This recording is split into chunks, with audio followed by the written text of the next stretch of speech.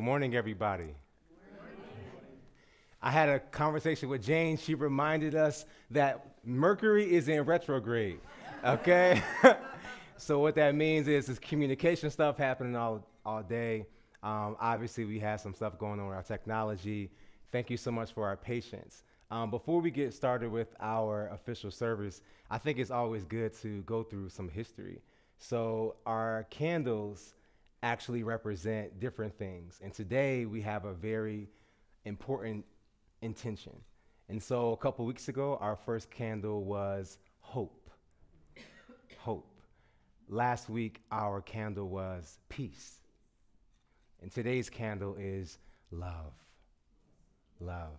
So if we can take whatever that means, if we can close our eyes and just feel that vibration of love, and we want to hold love in our hearts, and we want to imagine that love vibrating within us. Just feel that love vibrating. And we're going to send that love out.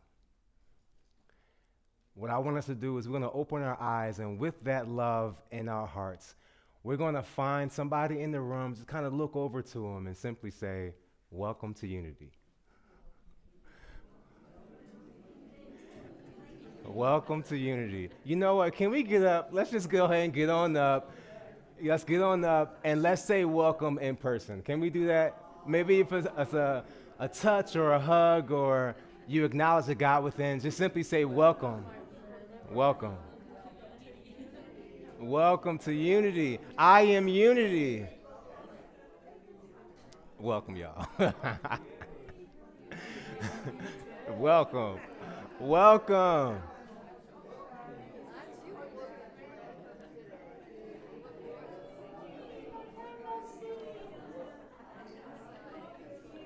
Welcome. Welcome.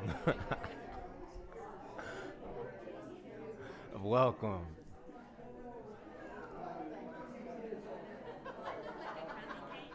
You look great. It's a mix of candy cane, Santa Claus, it's all of it. Welcome. Welcome.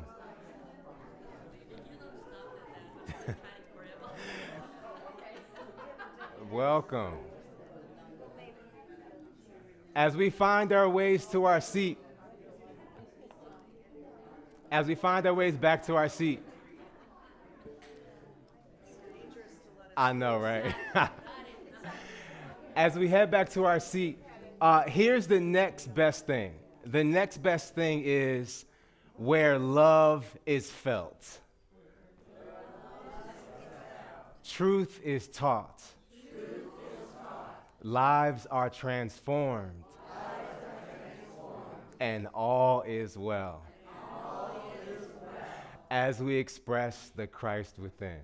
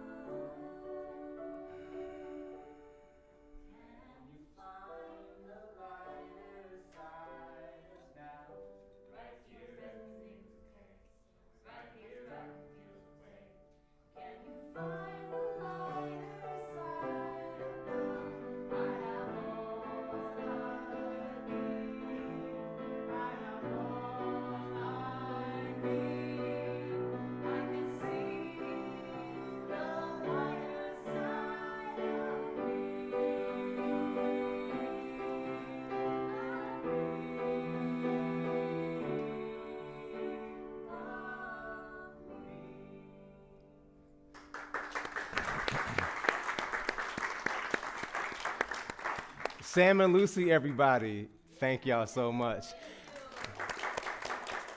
So they didn't know I was doing this. I wanted to put y'all back on the mic. So Lucy just published a book. Yes, Lucy, congratulations. So if you could give us a little rundown, I know it's Mary Magdalene, if you can kind of give us a rundown on the book, and also y'all have a year-long something happening that I think everybody should be aware of. Talk to us if you are interested. The book is Mary Magdalene helped me write an experience of 12 meditations. She calls the 12 initiations. And each one is a journey to know yourself more. We are more than this body. We are more than what we think we are. And she's taking us through these experiential activities and journeys and adventures, like shamanic journeys almost, to know more of ourselves through feeling, being in a waterfall, being in a fire pit, being in a cave. It's very fun. So that's the book, and we have it with us today. Oh yeah, we'll be outside. Are you going to sell them today? Yeah, we have some here now, and then we have a beautiful class. We're going to be. I'm taking women on a private, personal mentorship with Mary Magdalene for the whole year of 2024. If that's something you're interested in, please let me know. Good. Yeah, and I'm going to be leading a men's course, actually, men's year-long course this year. And we also have a favorite book of ours called The Way of Mastery. Yes. It's a channeled book with Yeshua, Jesus. Yes. And we do a year-long immersion into that book. So if you're interested in any of those things, come talk to us. All right, all right. Thank you so much, y'all. We appreciate you. Okay, so I have two really big announcements. Of course, I have other announcements, but two big announcements. The first big one is this. Do we have anybody here for the very first time? I know. Okay, y'all. I don't want to put you on the spot. Can you just wave at us real quick? Hey, y'all. What's up? If you can keep your hands up, we have a little welcome packet for you. I'm not sure how you got there. I got a hint that it's probably Deborah, a.k.a. Booty. Thank you so much, Deborah, and thank you for joining us. And I'm not sure, y'all, just look outside. Just find the closest window, and the sun is out, okay? This is a bit of a miracle, okay? Because about an hour ago, it did not look like this. And so shout out to all of us who, despite wanting to stay under the covers, we said we're going to be here.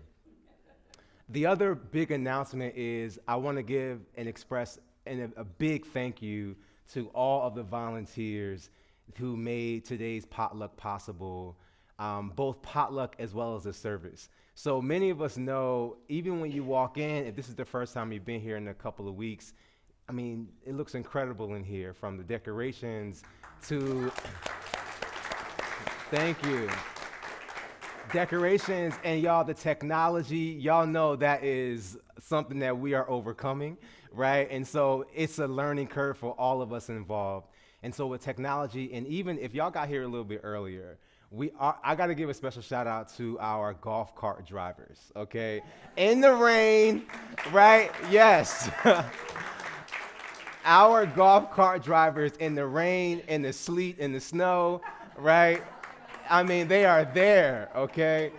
So thank you to all of our golf cart drivers. It really does mean a lot. And Resin, that's his jam. He's off probation so he could finally ride it again, okay? Yes, he was on probation. Long story. So our other announcements are our board member on duty is Rupali, and we have for our prayer partner, Jackie Tatum in the back. And so many of us already know that prayer is an important function of what we do here at Unity. And I think, that's a soundbite that we often say, but it's something about acknowledging the power of prayer. And so a couple of weeks ago when I did my talk, the anchor was prayer is something that we actually do all the time. We are always in prayer. It's that thing that's cycling in our thoughts, right? And so we might not acknowledge stress or anxiety as a prayer, but it is very much so, right? If we look at the definition of what prayer is, it's an active, it's a verb, right? And so here, I think is a really nice opportunity to kind of reset, just do like a little cleanse. We do meditation here, which is important, but prayer is also really good. So check out prayer, any service, and especially today with our potluck happening. We have a couple of great classes. Shout out to the spiritual support group that Christina is leading. They are going to meet a couple days after Christmas. I think actually the day after Christmas, December 26th here. And so the other class is a special Advent class that Carla, our very own Carla Palmer, is leading. It's on Thursdays in Zoom, who is here, by the way. I told Carla whenever she's here, it's like we got a celebrity in the house, okay? So I got to tighten up, okay? I'll wear a suit just in case Carla shows up. Thank you so much for being here. And okay, here's something that we're experimenting with. So many of us know that our offertory can be done in the box, but what we're going to start experimenting with is passing the basket. So it's something old school that used to happen, right? You would pass baskets, you would get up and hug each other. It was stuff that we did before COVID, and so we're starting to, reacclimate to another way of experiencing service. And last Sunday, which was kind of fun for me, Miss Gwen, she read the entire children's story to the congregation. That was fun for me because of all the things I talk about in the fire and brimstone church I grew up in, one of the things that was really special was for the children's story, it was actually shared for the entire congregation. And so even though church would let out at 2 p.m., it was still nice to have this was a moment in community, because something happens when we think, oh yeah, that was when I was a child. Right, but spiritual text tells us it's in our childlike state that we are actually most accessible for that internal wisdom that's always there. And so it's something really beautiful about the reminder that, the kids, we're actually kids. Our bodies are just a little bit older. So, just a little bit older, not much, right? Just a little bit. A little arthritis in that young body, it's okay. That's right. Thank you so much. And I wrote down as the last announcement our Christmas potluck, right? Now, if you walked in, you saw this foyer abuzz. And so back in the day, whenever I didn't bring anything, I would kind of scare you out. Not here, but in other, events. But just know, even if you did not bring anything, it's more than enough, okay? So please stay. And it's a good opportunity to talk to Sam and Lucy about their books and things they have going on, and just be in community. A couple weeks ago, I shared the Surgeon General's alarm to all of us about how vital it is for us to be in community with each other. And so this is how we do it, right? We break bread, right? We get a little meal. Even if all you want is a glass of lemonade, that's sufficient. So I'm encouraging all of us to stay after and just kind of be in community. We're small in numbers, but we are big, big in energy. Can you say the word love? Love. Love. Our affirmation today from our daily word is, I feel blessed to share God's steadfast love. Can we say it together? I feel blessed to share God's steadfast love. As Advent season continues, I give thanks for the steadfast love of God, which dispels the darkness of conflict and loneliness with the light of harmony and togetherness. Love is personal and sacred, human and divine. Love is immediate and immortal. Amid seasonal greetings for joy and peace, I give thanks for the power of love. I am a divine being, bringing the love of God into the world. Through my words and actions, I am kind. I am patient. I am compassionate. I am empathetic. I am encouraging. I am supportive. As I am blessed by love, I share love's blessings with others. I center myself on the Christ within and go forward as the heart and hands of love in the world. That's inspired by 1 John 4:7 that says, "Beloved, let us love one another, because love is from God. Everyone who loves is born of God and knows God." Together, can we say love? Love. Again, I feel blessed to share God's steadfast love together. I feel blessed to share God's steadfast love.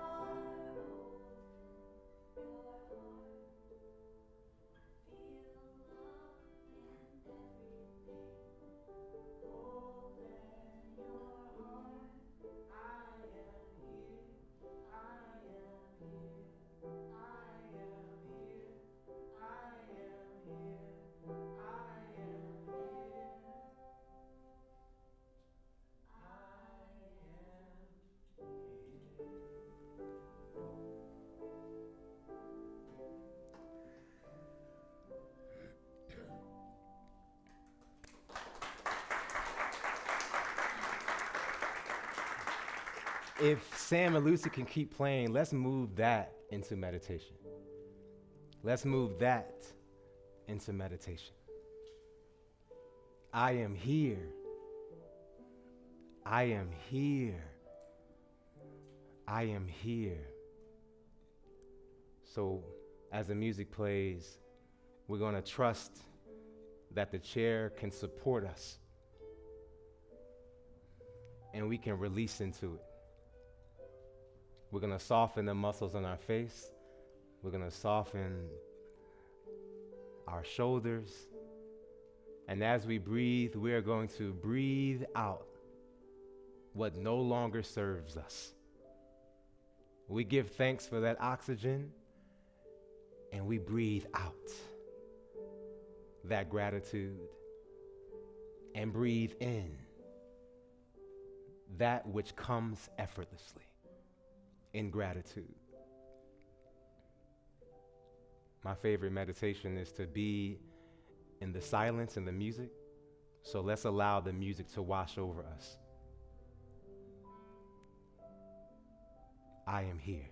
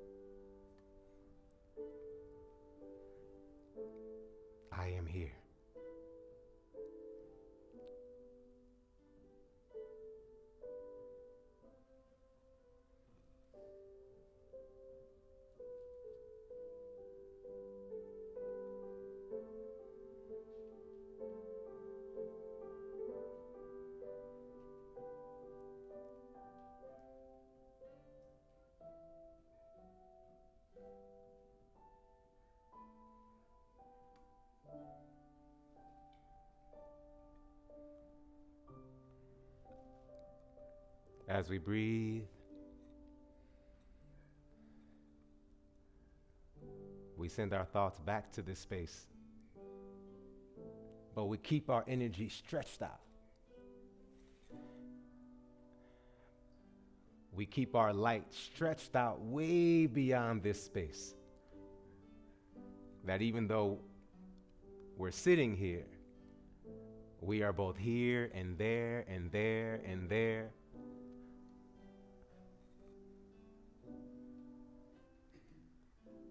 I am here.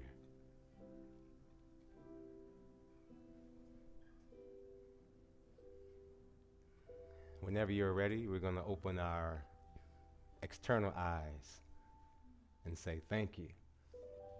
Thank you. Thank you. Devin, right? That's right. Can I put you on the spot? Did Rachel have the baby? She did. All right. Congratulations, Devin. So what, do y'all have a name? Give us a quick rundown. Her name's Adeline. She was born on Monday. All right. All right. Congratulations, Devin.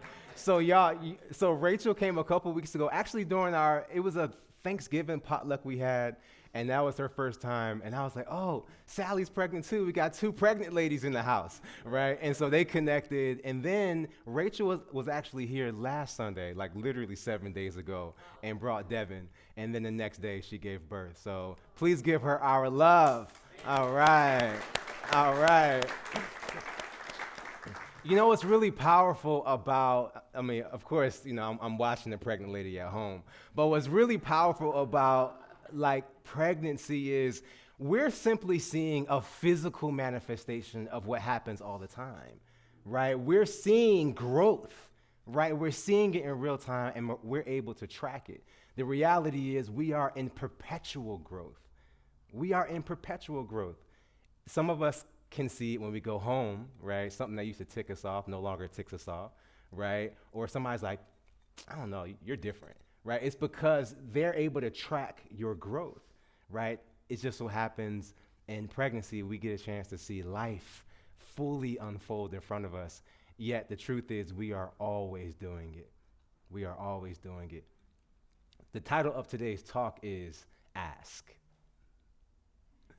Ask. I thought it was appropriate, you know, when the inspiration came because we're in the time of Santa Claus, right? We're in the time of, you know, I don't know how it was when y'all were kids, but it was always a thing where something about the mystery of the gift, like you don't quite know what it is, but it could be anything, right? And you're hoping that it's what you really, really want, but it's something about that's mine.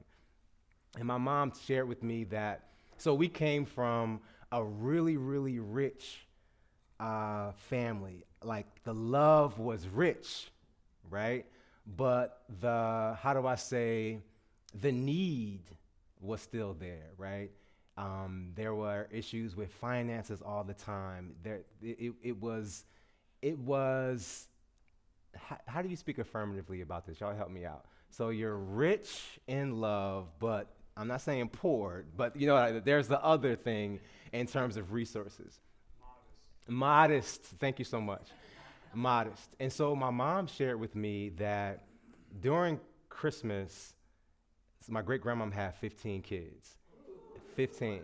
And so if you imagine how large the family is.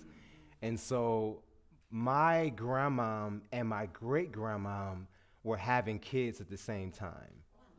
Right? So my mom is the same age as her aunts, okay? So back in the day, it was just like, you know, in the 30s and 40s, you know, birth control, what? And, okay, y'all, this is such a tangent. My great-grandma shared with my mom that they were trying, right? If you didn't have the resources, you were doing what you were told, right? If you were told Vaseline works, you're going to do it, right? And so, I mean, legit. And so and now we take technology and we live in such a different age, right? And so the point is, during Christmas, it was 30 people in the house. And what my great-grandmom did for Christmas, everybody would get a brown paper bag with an orange, an apple, a grapefruit, and a handful of nuts.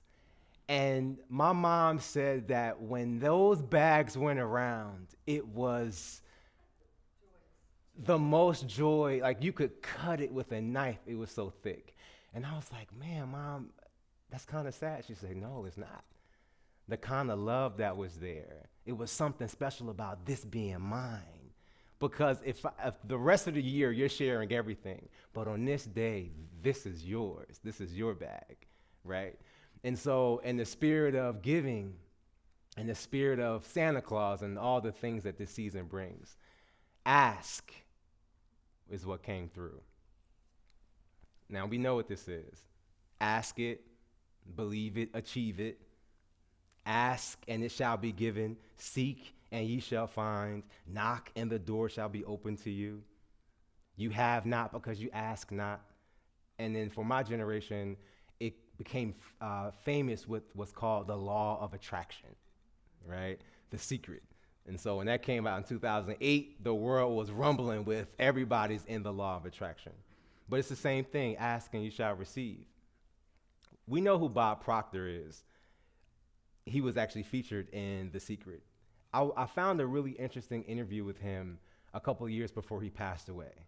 And so the interviewer asked him a series of questions, and one of the questions that he asked was this: when you do what you love, isn't that you get an infinite amount of energy?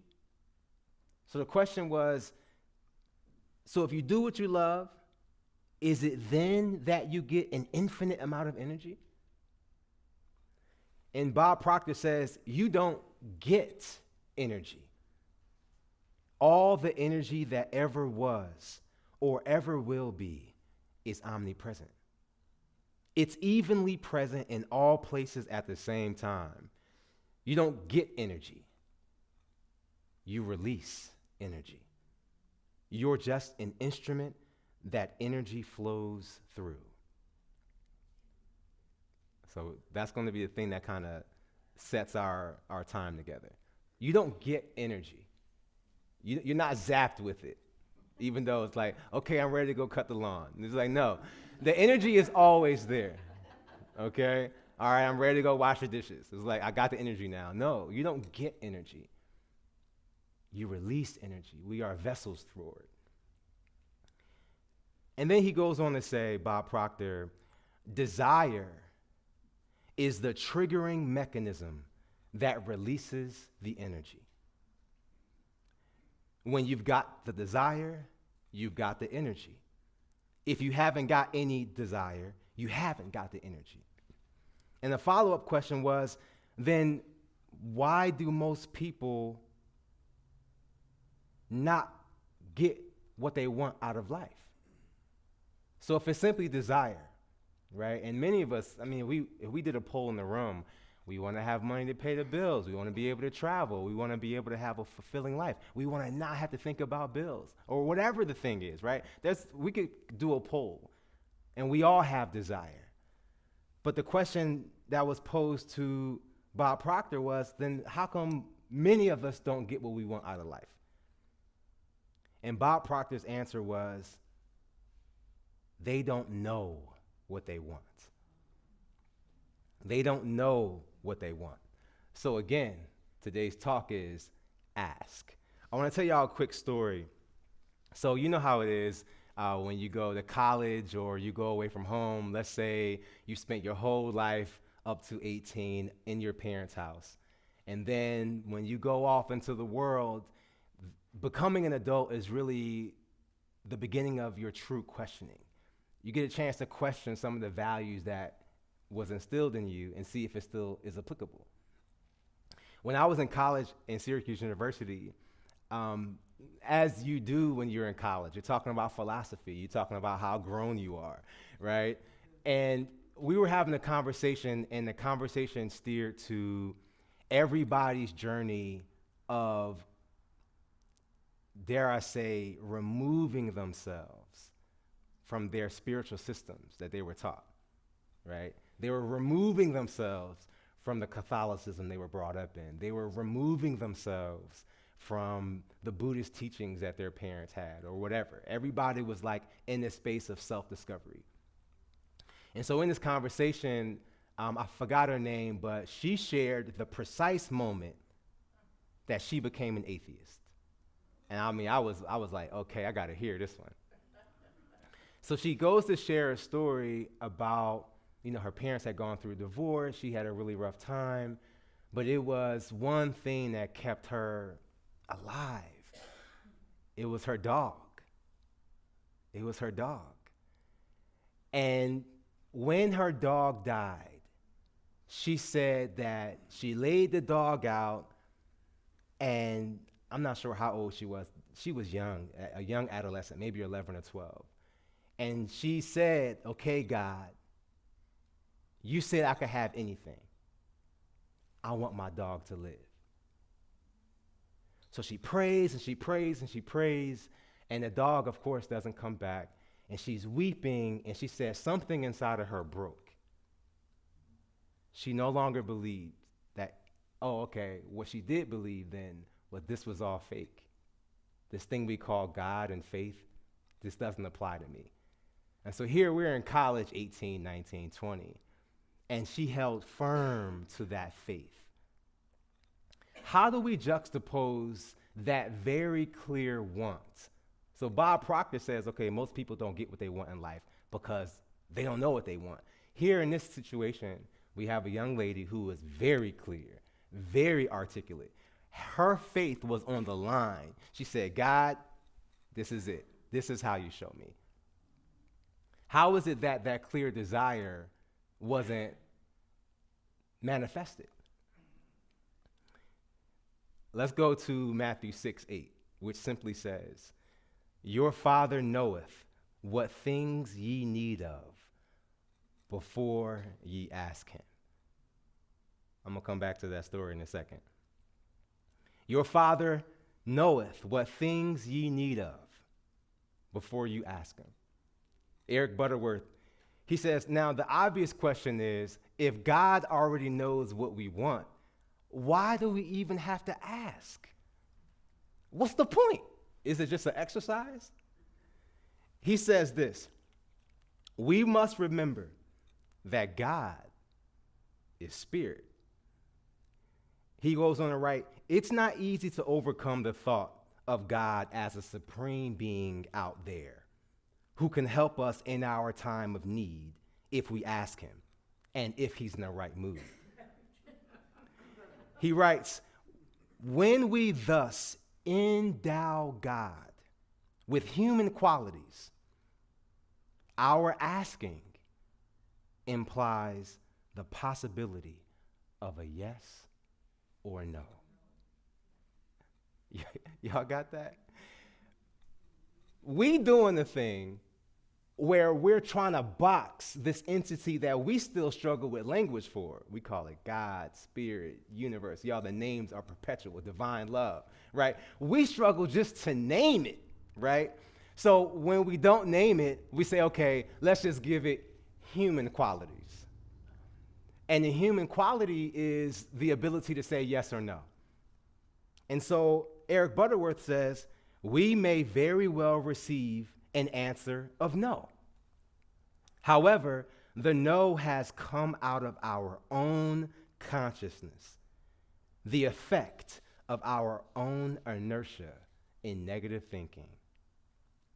So back to that college student I was sharing with. The laws of this physical plane in this human history, in this moment in our human history, require a particular set of outcomes. Now, she had a very real prayer, a clear prayer. God, I want my dog to live. Now, we know that living has many different ways of expressing itself, a multiplicity of different ways of manifesting. Now, I want to argue perhaps her dog was being manifested in another way. I would wager that's exactly what was happening. In our human conditioning, there's a way that we see the thing, and it has to look this way. And if it doesn't look this way, if we don't get that yes or that no, we're disappointed. And a part of us is chipped away at. right? It's hard to have a need and you're holding what feels like conflicting thoughts. Okay, God knows what I want before I have to ask. I want this thing. Why am I still struggling? Why do I still have pain in my body? Whatever the thing is. There's these, what appears to be conflicting issues. I want to argue, what if we released our human conditioning on this entity that we call God? Matthew 7:9-11, we know this. What man is there of you whom if his son asks for bread, will give him a stone? Or if he asks for a fish, will give him a serpent? If ye then, being evil, now today, we can go to Netflix and we can see what evil looks like. We can find a horror, right? We have an idea of what evil is. But evil in biblical context just means removed from clarity, okay? So let's say that if ye then, being removed from clarity, know how to give good gifts unto your children, how much more shall your Father, which is in heaven, give good things to them that ask him? Now, this really resonated for me, y'all. So y'all know we got a 4-year-old, he'll be 5 in a couple weeks. We got a 1-year-old who's 16 months, and we got another baby on the way, okay? So this one right here, this text right here spoke to me. It says, who among you, if your son asks for bread, you give him a stone? If he asks for a fish, you give him a serpent. Now, Kenya and Resin, y'all, they love to eat. All right, Resin more than Kenya, but they both love to eat. Kenya right now is on this cherries thing. She loves fruit. And so y'all know cherries are out of season, they're expensive. And so I know once she hears that bag ruffling inside the fridge, she's there, okay? And when I pull out just a handful, y'all, and I go and I'm like trying to tuck, and I go and rinse them off really quick, she's right there and she's watching everything. And so, of course, I got to bite half of it, make sure she doesn't get the seed, and she's right there ready for her little cherry, okay? And when she walks off, there's a part of me, the non-parent part of me, that just wants to gobble them down and say, all done, baby, right? But the dad in me says, oh, okay, I'll share it, right? I mean, anything. And y'all, if you're not a parent, there's a kid nearby, right? And there's something, and this actually is in clinical psychology, that there's a primal thing that humans do. We do 2 things when it comes to children. One, there is a primal need to protect children, and there's a primal need to continue procreation. That's on the primal level. And so when you see a baby, it's like, oh my, that's so cute. That's something primal that's happening inside of you. So don't resist it, just go for it, okay? And so there's a part of us that wants to yield to that child because that's a part of our evolutionary design, right? So the non-dad part of me wants to gobble this down, but the loving part, the present part, this part that says, okay, here, baby, right? And so the idea of who among us will give our child a stone when they ask for bread, that hit a little deep.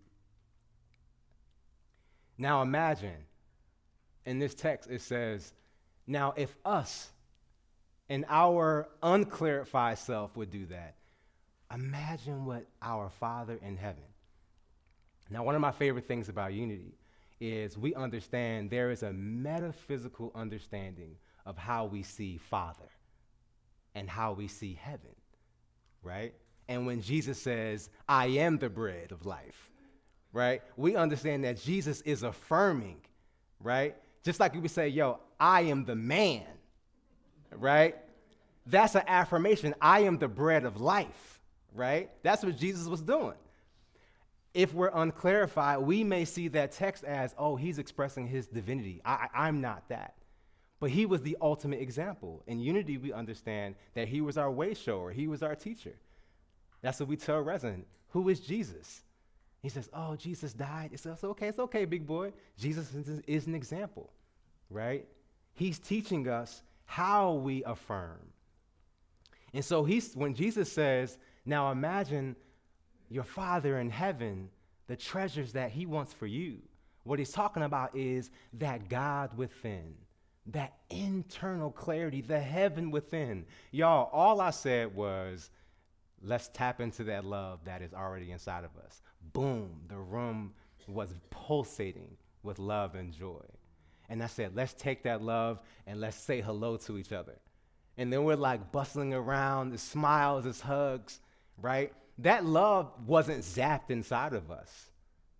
We understand that God is substance. God is love, right? Y'all, here's what I'm not preaching nothing new. This is what we already know. But I think that's what the purpose of unity is. That's what the purpose of a spiritual community is. We come in to be reminded of the same thing we already know. I was talking to Sally, and she said something I will never forget. She said, the universe is like Amazon. Y'all take that one then. I'm going to hold that one. 20 years from now, Amazon will be irrelevant, right? When Resident and Kenya grow up, they won't even know what Amazon.com is, right? But for me, I will remember what Sally said. She said, the universe is like Amazon. And the reason that hit, y'all do this for me. Here's your homework. At some point during this week, I want you to go to Amazon and don't have anything to search for. Just go to the home page, right? It'll say, hello, Star, right? Right? It'll say, hey, Devin. And it'll have a bunch of stuff that you do not need, right? And unless you type in the search engine, can opener, comforter, whatever, unless you type it in, you just looking at a field of possibility. You're looking at a home page. That is the universe. That is substance. So if we bumble along, and I hope y'all see some like a thread between every time I'm up here talking, I say basically the same thing. I just say it differently, right? If we bumble along, it's okay. The universe wants to give us exactly what we want. So if we want to bumble along, the universe is like, okay. If we want to be specific about our ask, the universe is like, okay. We have this idea that piety is connected to poverty, right? But the truth is, there are trillions of dollars in circulation. And all we got to do is ask. Y'all get that? We can bumble along, or we can say, all right, God, let me get some of that. Please manifest within me an idea in divine and perfect ways. Show me this thing. We have not because we ask not, right? Here we go. What is the solution? How do we get what we want? How do we ask? Eric Butterworth, I'm going back to him. He says, God, y'all check this.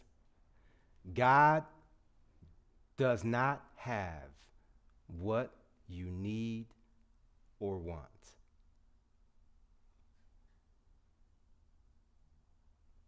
God does not have what you need or want. God is the substance of that need. In other words, you don't have to ask God for wisdom to get wisdom.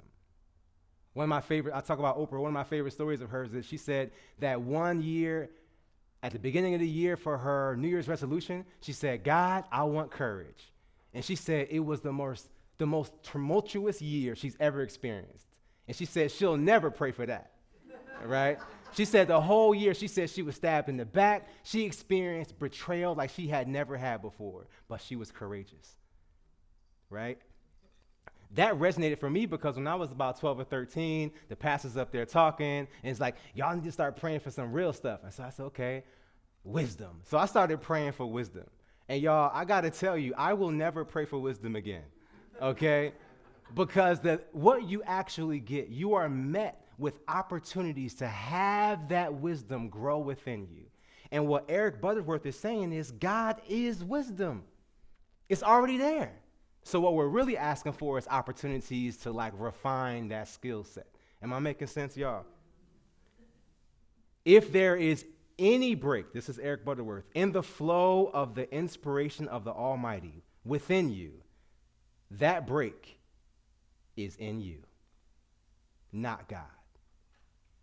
Your need is to reestablish yourself in the consciousness of the all-knowing mind of God in you. In other words, if you're feeling disconnected, if you're feeling like your prayers aren't going through, if you're feeling like this thing isn't quite working out, Eric Butterworth is saying it's not in God, baby, it's in you. It's in us. So then again, I ask, how do we ask? How do we ask God for what we want? His answer is by getting into the Spirit. It is not something that God must do for us. It is what we must do for ourselves to enable God to do that which he ceaselessly longs to do. Isn't that something? This reminder is actually all we really got to do is say, okay. Okay. We went through a lot today, y'all. The bottom line is in Luke 12:32, the reminder is it is the Father's good pleasure to give you the kingdom. What's the kingdom? With the kingdom of heaven. What's the kingdom of heaven? It's within. It's here. It's that access point to divine. All that we could ever imagine is already here. Can we pull out something to write with? Y'all know I love exercises. Pull out something to write with. Even if all you can do is scribble on something. If you have that tithe envelope, put some money in it, okay? Whatever you're going to write on, just pull it out.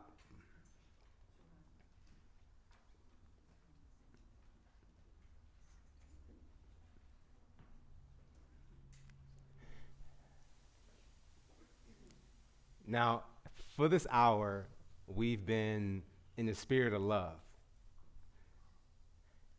Let's move that love into the spirit of possibility. Okay? Now, what I want you to write is the first thing that feels like it's too big. Is it reunification of your family? Is it your mortgage completely paid off? What is it? The first thing that comes to mind, don't deliberate too long, just write and hide it. This is just for you. It's too big. All right, once you got it written down, I love it. Many of us already know what it is.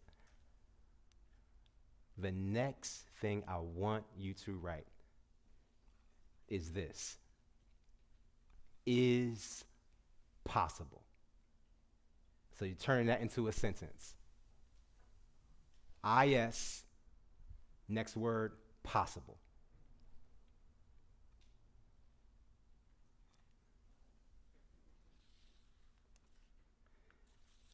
Now what we're going to do, are y'all ready for this? What we are going to do is we are simply going to allow all that goodness that we call God to have that thing come to pass. And what I want to do is, we'll find the time, we're going to do a share out to see how this happened. Because what we have just activated is the principle, the law of possibility. Now we see it, the how, that's not up to us. That's the organizing power of the universe. What we just wrote down was possible, is possible, can come to pass. A few moments ago, I asked you to write something that felt like it was too big. Guess what? You now know it's possible. In 10 minutes, it became possible. Let's do a share out in a couple months, and I'm so excited to see what comes to be. So if we can, let's do this. Can we get some music, Lucy and Sam? And we're going to move into the practice of this universal flow. Let's take our offerings, whatever they may be, our time offerings, our spiritual gifts, our monetary gifts, and we're going to have baskets going around the room. And this is a perfect segue because this is what the law of possibility looks like. There's action that has to happen. Action has to happen. That idea comes and that's insufficient. It has to be met with action. So what we're going to do is we're going to just put our gifts in the baskets as they go around. Yep, we're going to bless them together. Go ahead and put them in and we're going to bless them.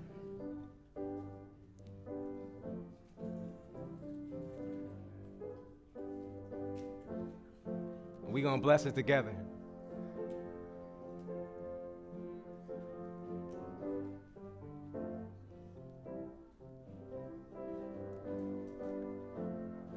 All right.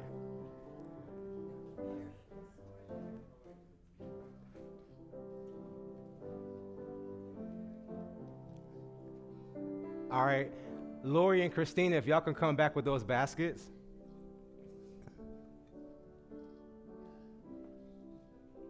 Okay. Let's put our hands high. We're going to send one hand to this. And the other hand is, these are our antenna, by the way, okay? We say, okay, God, we here. All right, so we're going to bless this, and we are receiving the blessing. So we know that there is a universal flow of giving and receiving. Y'all, I am so excited about what God is going to do for us, what God is already doing. This is incredible. We are going to bless this, and we are receiving the blessing. And knowing that what we wrote down, that thing will come to pass, is already being manifested. Together, divine love, expressed in me, through me, as me, blesses, and multiplies all that I have. All that I give, and all that I receive. And y'all, here's this, and so it is. And so it is. Just so it is. That's it. That's it. When you say and so it is, it's like, all right, let's go. Okay, let's get it. Let's get it. Perfect time, Miss Gwen.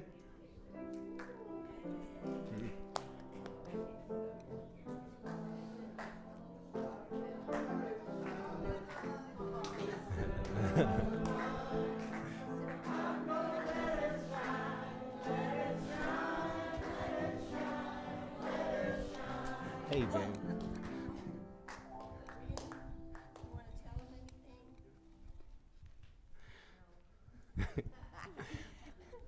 Well, I had a wonderful hour with one of God's children.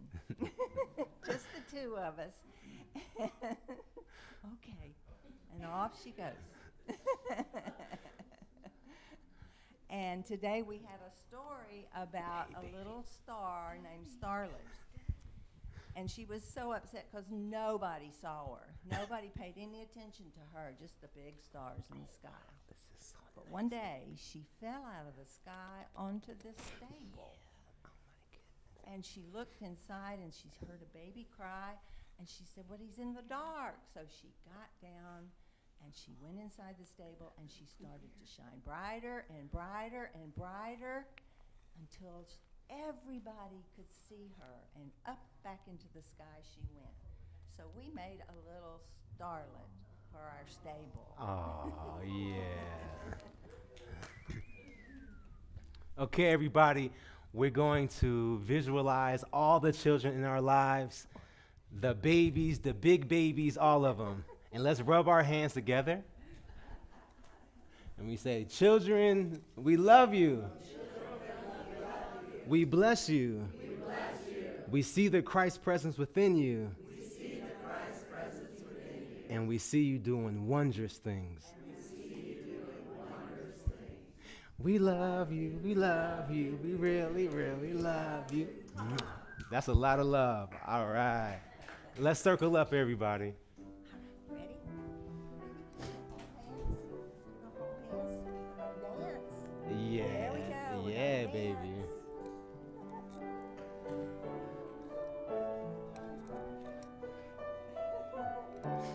Yeah. Let there be peace on earth, and let it begin with me. Let there be peace on earth, the peace that was meant to be. With God as creator, family all are we.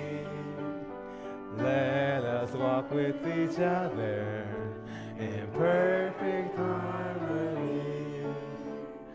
Let peace begin with me. Let this be the moment now.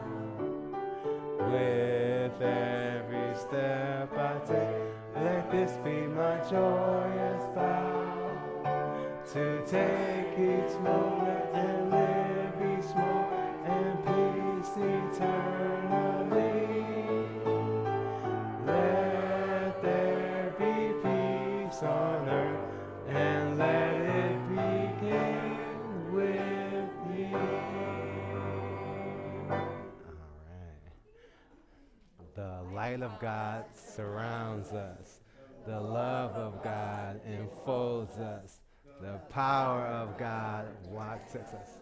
And the presence of God watches over us.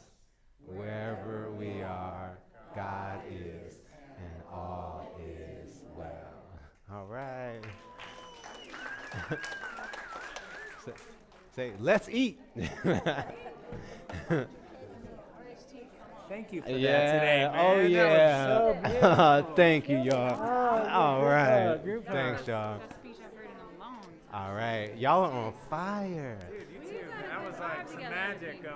Yeah. Oh, yeah. I'm so excited about what y'all going on. Sally was on, you have an audio book on YouTube or something? We have it's coming out. Yeah, We're working yeah. on the So she music. was like We're all working on the over. music. Yeah, yeah. Y'all are Stay- doing wait it. for that. That's gonna be the best part. That's gonna be better than Audiobooks the book. 'Cause you gonna wanna be be able to Yeah. shut your eyes and just like float. We've Yeah. been doing these like once a month. She'll read the book and I'll like improvise music. Wow. It's like a meditation sound healing. Right. Next, Ah. It is good. Michael Beckwith, right here. The next Listen, That's you. that's who I watch. Like, he's like the mentor. He is Yeah. Yes. Right there, man.